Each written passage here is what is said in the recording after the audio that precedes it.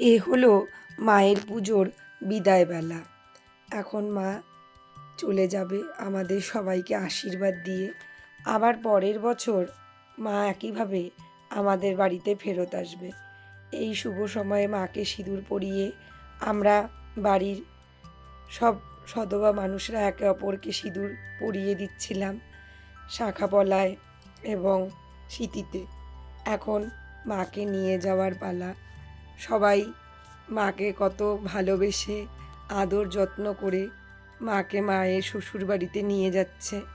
আর এই মুহূর্তটাতে দেখো বৃষ্টি নেমে এসেছিল, তো কাকু পুজোর ঘরটা মাথায় নিয়ে আগে যাচ্ছে আর আমরা পিছে পিছে সবাই মাকে নিয়ে যাচ্ছি। এই সবাই আমরা একসাথে স্লোগান দিতে দিতে, করতাল বাজাতে বাজাতে, কাসর বাজাতে বাজাতে মাকে নিয়ে যাচ্ছি। আর এই সময়ের সঙ্গী হয়েছিল বাড়ির সবাই, বাড়ির ভাই বোনেরা। আর তার সাথে তোমরা একটু পরেই দেখতে পাবে যে রাস্তায় যে কিছু কুকুর থাকে, তো ওরাও কিন্তু আমাদের এই যাত্রাপথে সঙ্গী হয়েছিল। পশুরাও কেমন বুঝতে পারে পুজো পার্বণ, আমি তাই দেখছিলাম। তোমরা ভিডিওটা দেখলে খুব ভালো করে বুঝতে পারবে। আমাদের এই হই হুল্লোড় শুনে, আমাদের এই মাকে নিয়ে যাওয়া দেখে ওরাও আমাদের সঙ্গে একসাথে যাচ্ছিল। কী যে ভালো লাগছিল তা আর বলার না।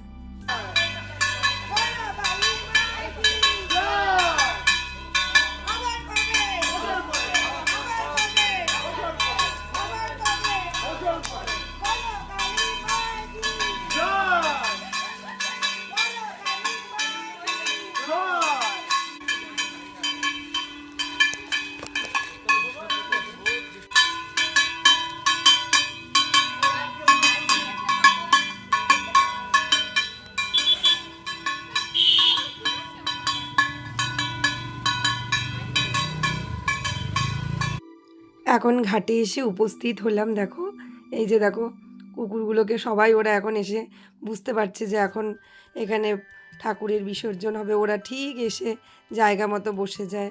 ওরাও আর কি এই পুজোর বিসর্জন দেখবে। এই দেখো কাকু প্রথমে মাথায় ঘটটি নিয়ে ঘুরছে, আর এখন এই ঘটের জল, ডাব, তারপরে গামছা সব কিছু হচ্ছে নদীর জলে দিয়ে দিবে। নদী যদিও না, এটা একটা পুকুর। এই পুকুরেই আশেপাশের সবাই কিন্তু যাদের বাড়িতে পুজো হয় এই পুজোর ঠাকুর বিসর্জন দেয়। এখানে পাশেই একটা কালী মন্দিরও রয়েছে। না এখনই বলো আমাদের মতো আরে সাতবার ঘোরো ভক্তি করতে এসেছে। হ্যাঁ তুই সে ফ্ল্যাশ অফ কর, ফ্ল্যাশ বন্ধ কর বাবা। আর না, এই পুকুরে দেখো কি সুন্দর হাঁসগুলো ভেসে বেড়াচ্ছিল। অনেক হাঁস ছিল আশেপাশে। এখন এই ভাই আর ভাইয়ের বন্ধু দুজনে মিলে ডাকিনী যোগিনীকে নিয়ে ঘোরাচ্ছে, এবং ঘোরানোর পর ওরা এই পুকুরের জলে আগে ভাসিয়ে দিবে এবং তারপরে মায়ের বিসর্জন হবে।